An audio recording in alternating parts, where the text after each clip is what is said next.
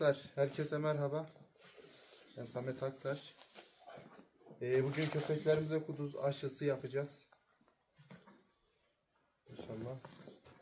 Çünkü bunlar yaban hayatı içerisinde olan köpekler. Bunu yapmanız önemli arkadaşlar. Çünkü yani bir tilkiyle bile temasa girseler, tilki kuduzu olsa anında yakalanır.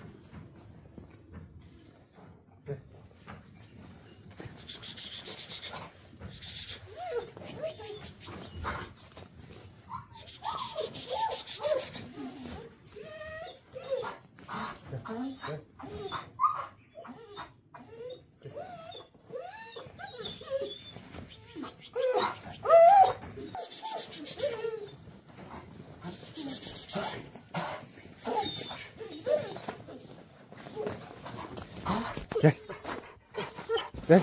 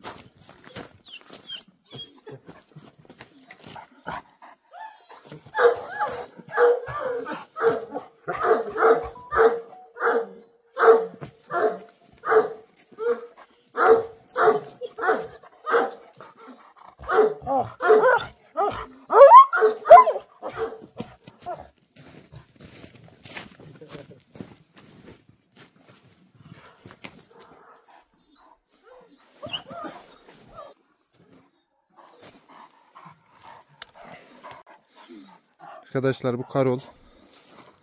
Volkodov çoban köpeği. Gel.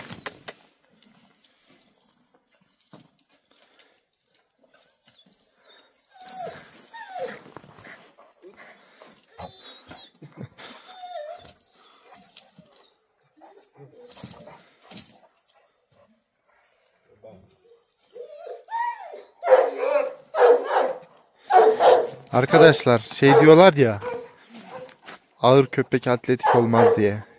O sizin dediğiniz şeyler kafesin içinde büyümüş, tamam mı? Bir takım da küçük köpeğinin reklamını yapmaya çalışanların lafları, yani başka bir şey değil. Bu köpeğin size büyüklüğünü nasıl şey yapayım ki? Şu ayakların bilekli. Atlat bir daha.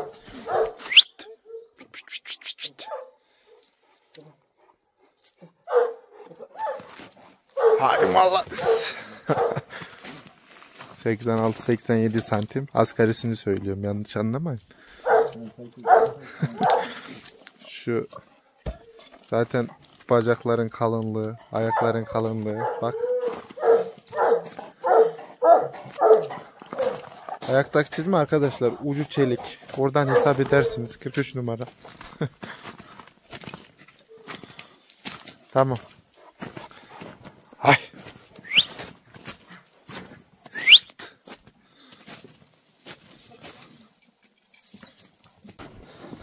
Şimdi Pars'ı bıraktım, o da o yüzden böyle şey kendini sapıttı manyak. Tamam. Şuradan arkadaşlar yılda bir kere dere altı yolla yaparsanız çok iyi olur. Oynak normalde 82-83 santim de zincirde pusma gibi bir şey var. Sallı. Çok kaliteli bir şey ya. Ciğerini yiyeyim bunu.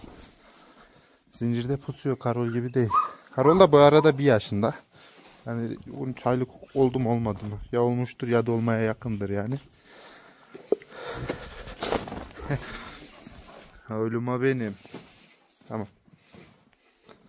Arkadaşlar kuduz aşılarımızı yaptık. Orada çok fazla ayrıntıya giremedim. Hem Ömer'in acelesi vardı hem de ne olduysa köpeklere dalıp gittik. Kuduz aşısı hakkında şöyle birkaç bilgi vereyim de arkadaşlar. Kuduz aşısı zorunlu bir aşıdır. Yani köpeklere yapmanız gerekir.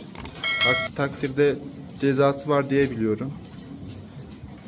Yani bu tarz şeylere dikkat etmek gerekir. Mesela köpeklerinize kesinlikle çip taktırın. Buna dikkat edin.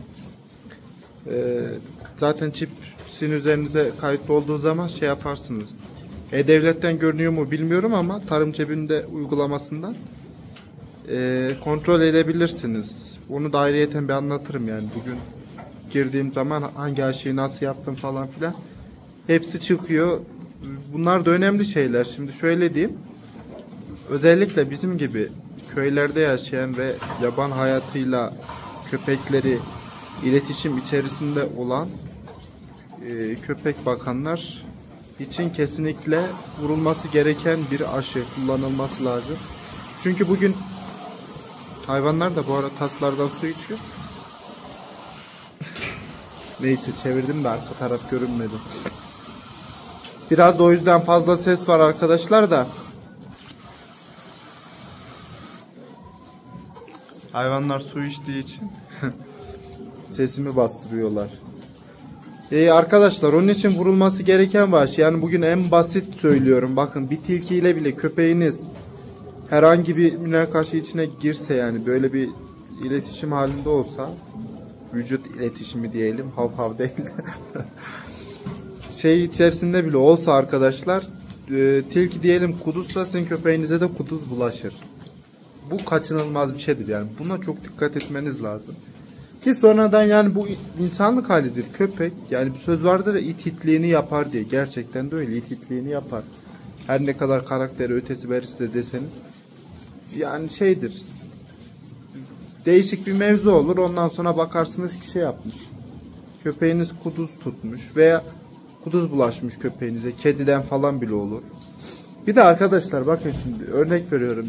Alabay Ayvars da başıma geldi. Nasıl geldi? Dövüşürken ayırmaya çalışıyordu. Yapmadan karın boşluğunun oradan tutulur. Tamam, çekilir. Ayırdığın zaman böyle ayrılır. Ama şimdi karşı tarafı tutan kimse yoktu.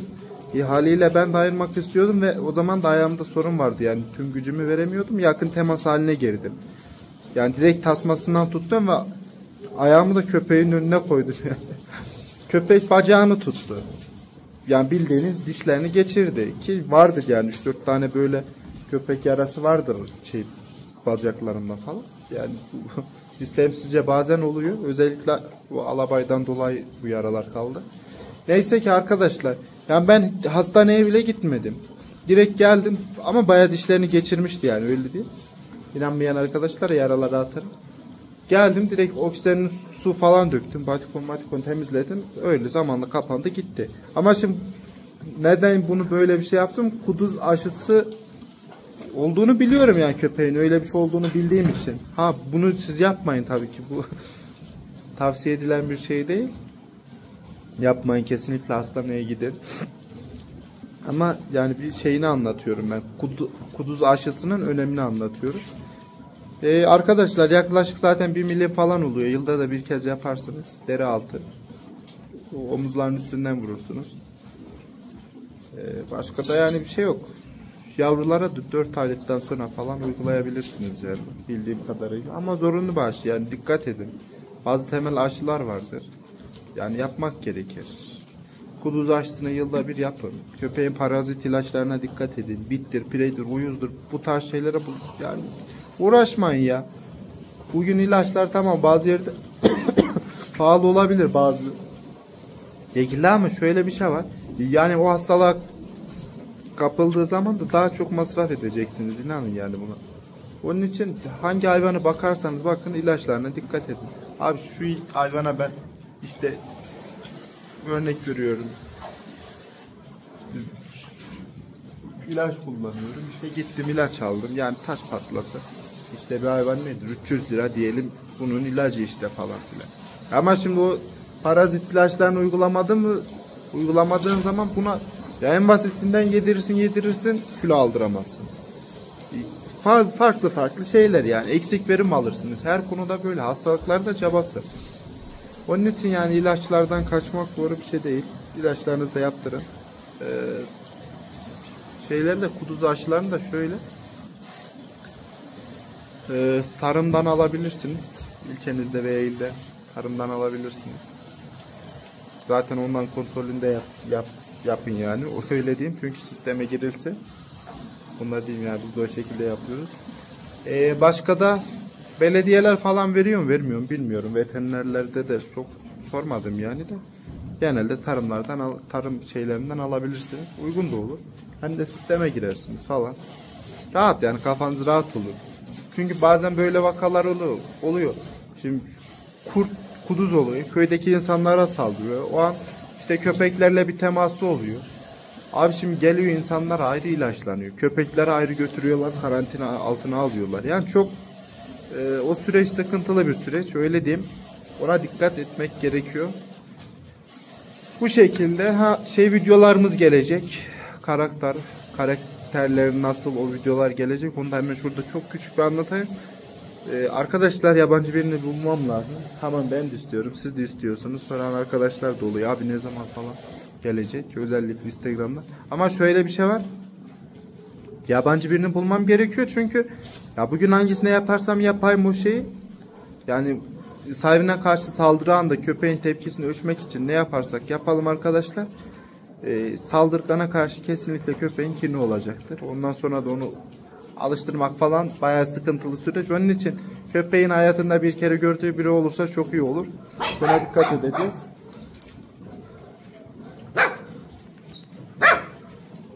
Ya sen büyüdüğünde havlıyor musun? Neyse. Arkadaşlar kanalıma abone olmayı ve videoları beğenmeyi unutmayınız. Hepinize hayırlı günler, güzel günler diliyorum.